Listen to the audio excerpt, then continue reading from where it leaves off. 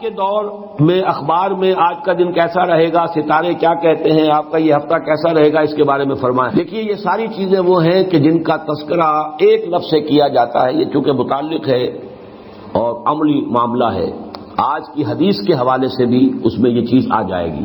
ان کو کہا جاتا ہے آکلٹ سائنسز۔ ایک سائنسز ہیں جو بالکل واضح ہیں، فزکس ہے، کیمسٹری ہے، جیولوجی ہے، فلاں ہے، بایولوجی ہے، یہ کھلم کھلا صاف حواس خمسہ کے ذریعے سے ان کا علم حاصل کیا گیا ہے۔ پھر یہ کہ انٹلیکٹ کے ذریعے سے، پاور آف ریزننگ کے ذریعے سے انفرنس ہوتا ہے، نتیجہ نکالا جاتا ہے، پھر ایکسپیریمنٹیشن کے ذریعے سے پھر اس کی ویریفیکیشن ہوتی ہے۔ یہ علم ہے، یہ سائنس ایک آکلٹ سائنسز ہے، یہ ہاتھ کی پامسٹری ہے، آکلٹ سائنسز شمار ہوتی ہیں۔ یہ سائنس نہیں ہے، لیکن یہ کہ یہ ایک طرح سے انہیں کہہ دیا گیا کہ ہاں ان میں بھی کچھ ہے، کوئی حقیقت ہے۔ اسی طرح نجوم، ستارہ شناسی ہے، آپ پیدا کب ہوئے تھے، وہ جو ہے سائنس آف نمبرز وغیرہ وغیرہ، ان سب کو ایک لفظ میں جمع کر لیجئے آکلٹ سائنسز۔ دوسری بات یہ جان لیجئے ان میں کچھ نہ کچھ حقیقت ہے، اس لیے کہ اس کائنات کی جو تخلیق ہے جو اللہ نے کی ہے، یہ چیزیں آپس میں بڑی مربوط ہیں۔ آخر کوئی وجہ ہے کہ میرے انگوٹھے کا نشان کچھ اور ہے، آپ کا کچھ اور ہے، کوئی ایک نہیں ہے، اور پھر یہ کوئی بدل بھی جاتے ہیں۔ کیریکٹر کی ٹرانسفارمیشن اگر ہوتی ہے ذرا تو یہ لکیریں بدلتی ہیں، تو یہ کوئی انڈیکس ہے۔ اب دیکھیے جیسے میں اب آخری مثال دے دوں، سحر حق ہے، جادو ہو سکتا ہے، جادو ہے، حقیقت ہے جادو، لیکن جادو کرنا جائز نہیں ہے۔ ایک چیز کا ہونا اور شے ہے، اس کا جائز ہونا اور شے ہے۔ شراب ہے، اس میں سرور ہے، اس میں کوئی تھوڑا سا نفع بھی ہے، قرآن مجید خود کہتا ہے کہ اس میں کوئی اسم کا پہلو بھی ہے، نفع کا پہلو بھی ہے۔ اسمہما اکبر من نفعہما، اس شراب اور جوئے کا جو گناہ کا پہلو ہے وہ زیادہ بڑا ہے نفع کے پہلو کی نسبت، لیکن حرام ہے، تو ہم تو اس حکم کو لیں گے کہ حرام ہے۔ اسی طرح جادو حق ہے لیکن حرام ہے۔ اسی طرح یہ چیزیں ان میں کچھ نہ کچھ حقیقت ہے، لیکن حضور نے فرمایا، یہ حدیث اب سن لیجئے، جس شخص نے نجومی کی کہی ہوئی بات کو مان لیا، حق سمجھا، اس نے اس شے کی نفی کی جو میں لے کر آیا ہوں۔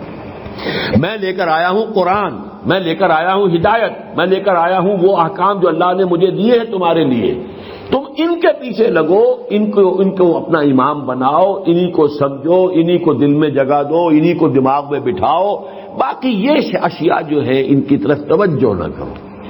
ورنہ ہمیں معلوم ہے قرآن مجید میں ہے، حضرت سلیمان کے ایک وزیر نے وہ کارنامہ کر دیا تھا کہ نہیں، ملکہ سبا کا تخت کہاں سے کہاں پہنچایا، چشم زدن میں، جبکہ عفریت من الجن نے بھی کہا تھا کہ جب تک یہ آج کا آپ کا یہ جو ہے برخاست نہیں ہوتا دربار، اس وقت تک تو میں لا سکتا ہوں، میں وہ ملکہ سبا کا بلقیس کا تخت لے آؤں گا اس سے پہلے کہ آج دربار برخاست ہو۔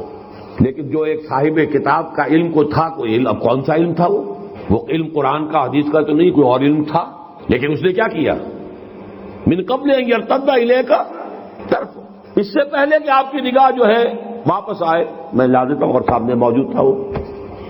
لیکن کیا یہ علم حضور نے ہمیں سکھایا؟ کیا صحابہ کو سکھایا؟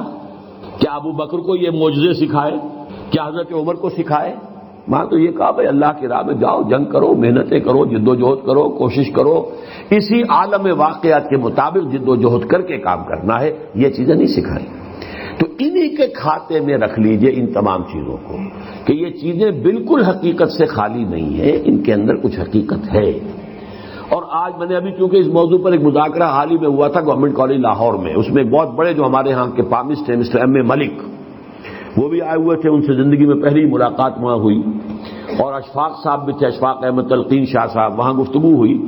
تو میں نے کہا کہ آج کی دنیا میں تو یہ شے ہمیں اتنی معلوم ہے، جینز کے اندر سب کچھ لکھا ہوا ہے، تو اگر ہاتھ کے انگوٹھے میں لکھا ہوا تو کون سی بڑی بات ہے، یہ تو بہت بڑی شے ہے۔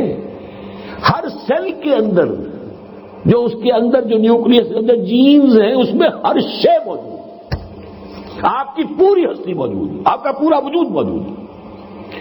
تو بہت ہی چھوٹی سی شے میں ہے، یہ انگوٹھا ہو یا ہاتھ کا یہ پورا میں تو بہت کچھ ہو سکتا ہے، لیکن ہمیں محمد رسول اللہ نے ان چیزوں کی طرف ترغیب نہیں دلائی۔